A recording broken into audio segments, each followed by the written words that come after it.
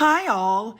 Everything in my video is pulled from the public domain, and I am using them under the Fair Use, Fair Dealings guidelines. Everything I say is my own opinion. You should look into this information for yourselves, but I'm pretty sure I'm right. Good morning, you guys. This is going to be a video with just some catch-ups on several things that have happened, just to bring everybody up to speed. So it's going to be one of my shorter ones. Let's just dive right in and get there. Let's go. So we're going to look really quickly this morning at the first article. Prince Harry doesn't have much left, which is true if the final link to the royal family is removed. And what he's losing is his purpose. He's really not allowed to show his connection to the military. The family he doesn't really talk to. He set up Invictus, but now he's monetized that, which he's catching a lot of flack for. He's not the person he used to be. He used to be a prince of the realm. And what is he now? He's Handbag Harry. At the same time, Harry and Meghan want to use the voice that comes with the position and the privilege that they've supposedly turned their backs on already. It's been pointed out, and rightfully so, that the thing that people have the most issue with is just their sheer hypocrisy. It's not what they're doing per se, but it's the hypocrisy. Harry whining on and on about his mother, but taking money from Netflix, who's distorting the truth about what actually happened to his mother. I wanted to throw this in here also, just as an FYI. The royal family have been told that they can sue Netflix over the way they're portrayed in The Crown. The 5th series is coming out. It's going to cover the death of Diana and the fallout and the Martin Bashir interview. And this could be damaging because many viewers actually believe this is a documentary and not a drama. Because of all the things that are going on with the royal family and they're being trashed because of this show, the government previously requested that there be a disclaimer at the beginning of the show, and Netflix has not done it. All right, moving on. Here's your update on the baby-to-baby saga. Okay, so what happened was last year, after Harry and Meghan moved to California, they went to a place called Baby to Baby. And they're an organization that helps with school supplies and, such. They're a really good organization. Well, Harry and Meghan called up and asked for a private jet out there, to which Baby to Baby said no. And not to get off the story, but for those who don't understand, if they take a private jet to do something with Archewell, it's a tax deduction. In other words, it's a free flight. Okay, back to the story. Now remember, Harry and Meghan did not help collect the supplies, pay for the supplies, package the supplies. They just wanted to show up to help hand out the supplies. So the two of them get out there to Baby, bring their own photographer, pass out supplies for 20 to 30 minutes, immediately copyright the pictures, and then they left, okay, while merching the clothing. And in case you're wondering about that, look at Meghan in this picture above. Her hair is down, Harry's there, they're passing out clothing. But the problem is, or school supplies, the problem is you can't see who made her mask. Here you go, easy fix, pull back the hair.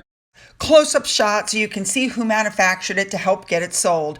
And of course, the clothing she was wearing within 20 minutes showed up on Meghan's mirror. Once again, a very self-serving thing. But everybody was like, why did they do this? Why choose Baby to Baby? Why choose this organization?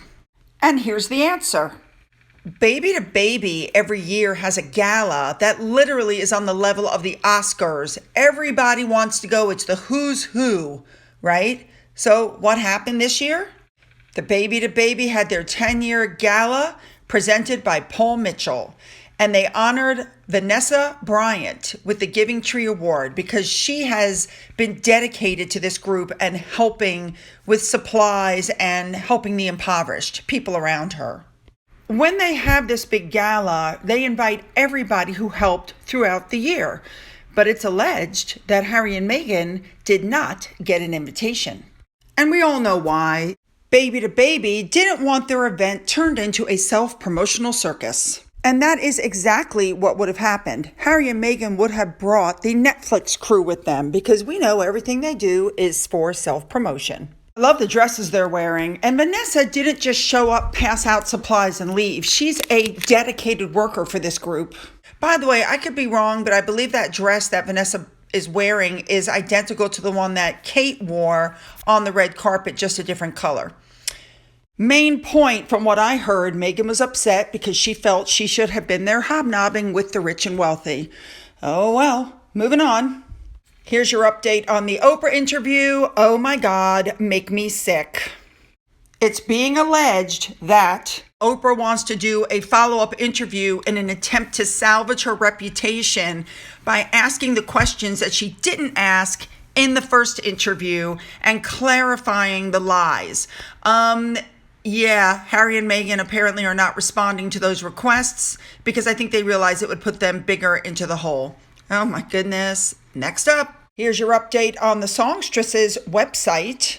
You guys responded in a big way to MJ Songstress's website where she was singing God Save the Queen at the American Serviceman's Awards on the Intrepid. Apparently, she shut off comments now. I think she got the message. This next bit I'm going to tell you about. The link is up in the box. You'll be able to take a look at it. But I thought this was really important to explain what the hell is going on with the media. It's being brought up why what's going on with Meghan and Harry is all over the news everywhere else, but not in the United States. Let's not forget Harry said he's all about the truth and transparency, right?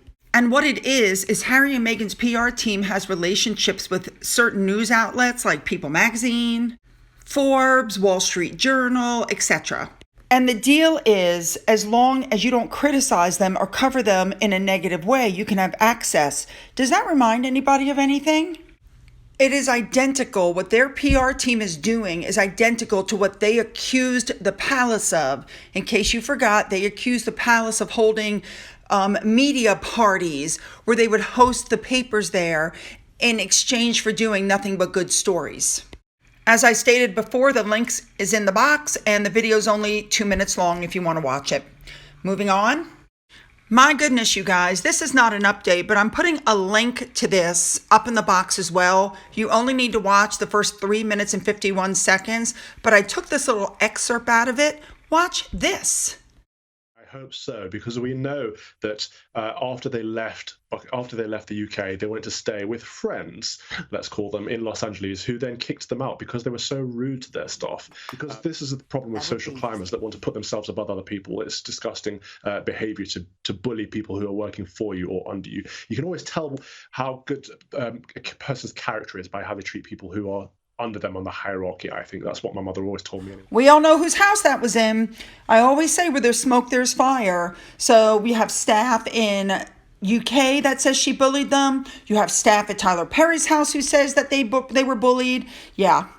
Now, the reason I'm so, oh my God, about this is because if this thing goes to court, by the way, the bullying allegations against her with the palace apparently is going not well for her. When that report comes out, it's going to be horrible.